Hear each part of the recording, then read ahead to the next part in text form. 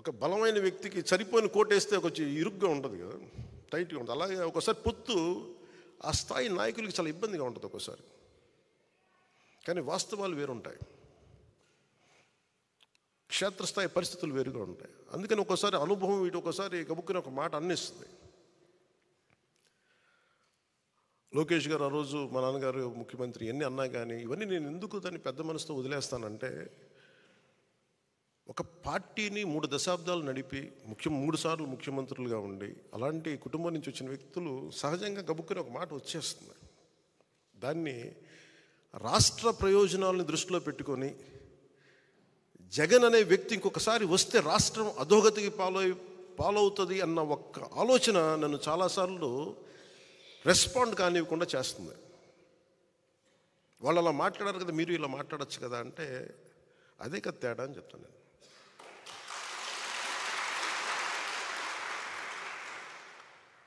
అంటే నేను చాలా ఆలోచించి, ఎందుకంటే ఒక పొత్తుని ఇబ్బందిగా గురి చేసి ఒక మాట మాట్లాడడం చాలా తేలిక.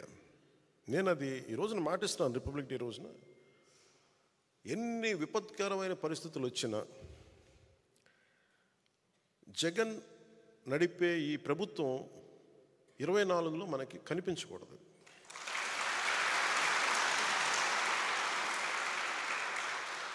నాకు వ్యక్తిగతంగా జగన్ గారి మీద కక్ష లేదు, నాకు వైఎస్ జగన్ గారి మీద. కానీ ఆయన విధానాలు కానీ ఆయన ధోరణి కానీ ప్రజల్ని ఇబ్బంది పెట్టేవి, రాష్ట్రాన్ని అప్పుల పాలు చేసేవి, అప్పులకి దగ్గర చేసేవి, అభివృద్ధికి దూరం పెట్టేవి ఆయన పథకాలన్నీ. శాంతి భద్రతల్ని పరిస్థితుల్ని అసలు చేతుల్లో లేకుండా విపరీతమైన శాంతి భద్రతల సమస్యని సృష్టించిన వ్యక్తి. ప్రజాస్వామ్యంలో ఎవరికైనా ఒక తప్పు జరిగితే నా అభిప్రాయం చెప్పుకునే హక్కు ఉంటుంది. అసలు నువ్వు అభిప్రాయమే చెప్పకూడదంటే అది భగవంతుడిచ్చిన హ్యూమన్ రైట్, అది నా హక్కు, అది నా వాక్. నిన్న పాస్టర్ సోదరులు కూడా వచ్చి మాట్లాడుతూ ఉంటే ఏదో మాట్లాడారు, గతంలో మీరు ఈ మాట అన్నారు, మమ్మల్ని ఇబ్బంది కలిగించింది మా వాళ్ళకంటే, మీరు ఖచ్చితంగా ఇంత ప్రేమతో వచ్చారు, మీరు నన్ను తిట్టాలనుకుంటే సంపూర్ణంగా తిట్టండి, నేను భరిస్తానని చెప్పాను. నాయకుడి ముఖ్య లక్షణం తిట్లు భరించడం కూడా. కేవలం మెచ్చుకోవడాలు ప్రైజెసే కాకుండా ఒక నాయకుడి తాలూకు కీలకమైన లక్షణం తిట్లు తినటం, విమర్శ తీసుకోవడం కూడా అవసరం అవ్వాలి.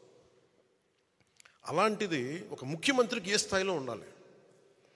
నువ్వు ఎవరు పడకూడదు, ఎవరు ఎదురు తిరగకూడదు అనుకుంటే ఇది రాజరికం కాదు జగన్, ఇది ప్రజాస్వామ్యం, ఇది జగన్ స్వామ్యం కాదు. ఇది ప్రజలు ఎదురు తిరుగుతారు, మాట్లాడతారు, విను, భరించు.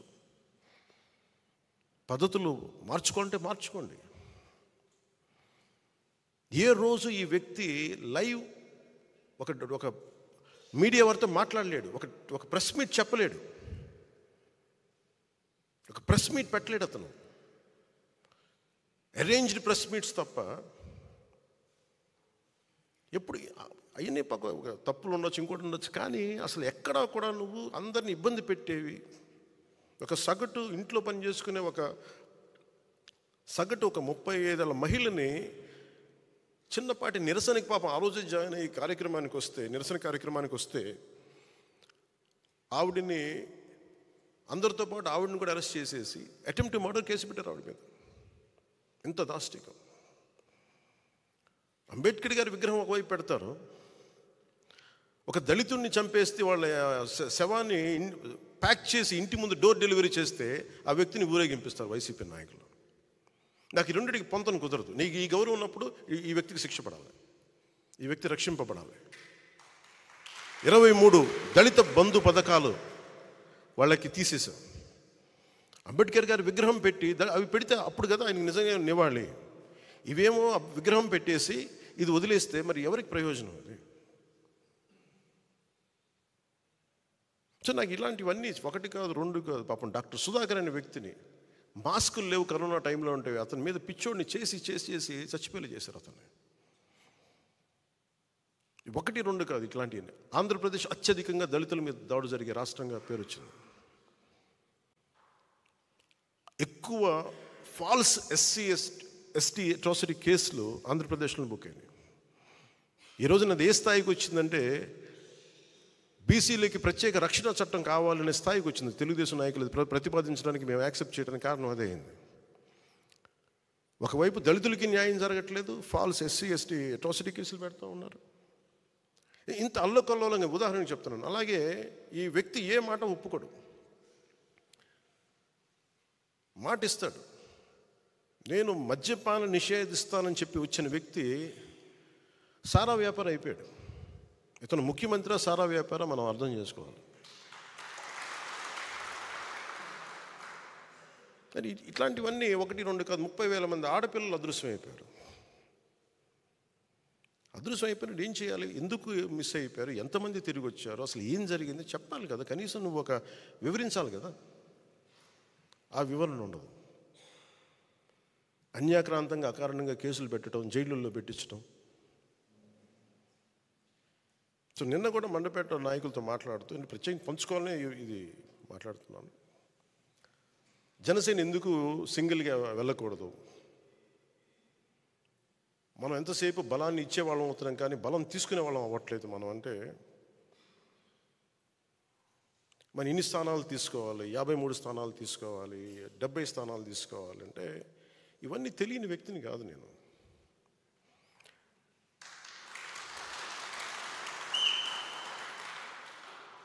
మనోడికి అసలు ప్రాక్టికాలిటీ తెలియదు, వీధుల్లో తిరగడు కాబట్టి, జనంతో తిరగడు కాబట్టి అసలు మనం ఏమనుకుంటామో తెలియదు. మీరు ఏమనుకోకపోతే తెలియకపోతే నేను రాజకీయాల్లోకి ఎందుకు వస్తాను?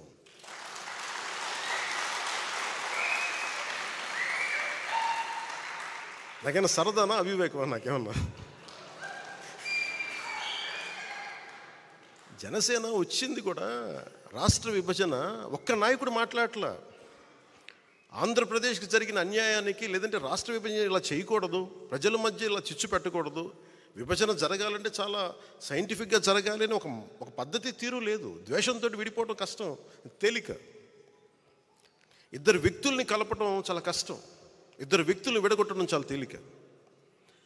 ఒక కట్టడాన్ని నిర్మించడం కష్టం, ఒక కట్టడాన్ని కూల్చడం ఒక లెస్ దెన్ 24 సెకండ్స్. అందుకే నేను ఎప్పుడు నిర్మాణాన్ని ఇష్టపడతాను, విధ్వంసాన్ని ఇష్టపడను. అందుకే నా పద్ధతులు ఒకసారి ఇబ్బందిగా ఉంటాయి. గొడవలు పెట్టి నేను అంత ఈజీగా గొడవలు పెట్టుకోను. కష్ట నష్టాలు తెలుసు. ఎందుకు ఒక్కడనే మనం వెళ్ళలేదని అనడానికి కారణం, అసలు ఎందుకు ఈ మాట చెప్పారు వైసీపీ? నేను మాట్లాడుతున్నప్పుడు వైసీపీ వ్యతిరేక ఓటు చేయకూడదు అనటం వల్ల మీకు టీడీపీ పార్టీ బతికేసింది, మీరు జైలుకి వెళ్ళి చెప్తే వాళ్ళు బతికేశారు, మేము నలిగిపోతున్నాం. అంటే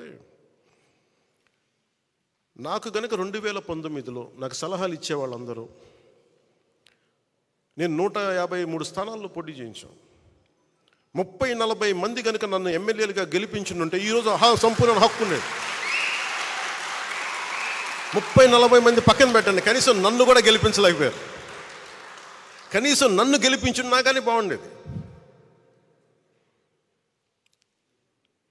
30-40 స్థానాల్లో పెట్టి కనీసం నన్ను గెలిపించిన ఒక్క సీటు నాకు గెలిచిగా నేను ఎల్లుండుంటే అప్పుడు నీ కోసం నిలబడ్డాం, అందుకని ఈసారి నువ్వు ముఖ్యమంత్రి స్థానం అడగండి, ముందుకు వెళ్ళకూడదు పొత్తానంటే అప్పుడు నేను వింటాను సంపూర్ణంగా.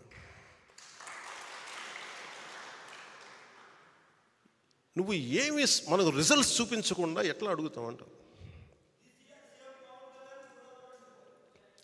రిజల్ట్స్ చూపించకుండా ఎలా అడుగుతాం? ఈరోజు మన అందరితోటి మర్యాదగా మాట్లాడుతున్నారు, గౌరవిస్తున్నారు కేంద్ర ప్రభుత్వం అంటే 18 లక్షల ఓటు పైచిలకు మనం సంపాదించగలిగాం మనం పోయిన ఎన్నికల్లో. అది 6% ఓటు. అది మనం ఇంట్లో వాళ్ళు నిలబడితే మన ఇంట్లో వాళ్ళే ఓటేయరు. అలాంటి వ్యక్తులు బోల్డంతమంది ఉన్నారు ఇక్కడ. కన్విన్స్ చేయలేం, 1 లక్షల మందిని కల్పించి కన్విన్స్ చేయలేం మీరు నాకు ఓటు వేయండి అని. ఒక విషయం మీద ఆర్గ్యుమెంట్ చెప్పాలి. ఇది ఎందుకు రైటు, ఇది ఎందుకు సరైంది, ఇది ఎందుకు సరైంది కాదని చాలా స్పష్టంగా చెప్పగలిగేంత ఎబిలిటీ ఉండాలి. Convincing ability, debate ability, negotiating ability.